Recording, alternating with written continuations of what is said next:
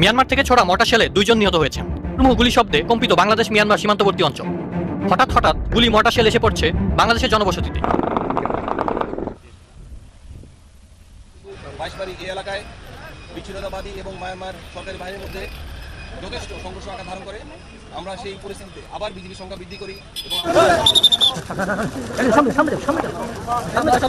সম্মান দর্শক মণ্ডলী, মায়ানমারের জান্তা সরকার এবং সেই আরাকান আর্মিদের একটি ভয়াবহ সংঘর্ষ চলছে। সেই সংঘর্ষের মধ্য দিয়ে আবার কিন্তু সেই দেশের জান্তা সরকারের আক্রমণের কারণে অনেক লোক পালিয়ে বাংলাদেশে আশ্রয় নিয়েছে এবং বাংলাদেশের বিজিবি ক্যাম্পে তারা আশ্রয় নিয়েছে নিরাপত্তার জন্য।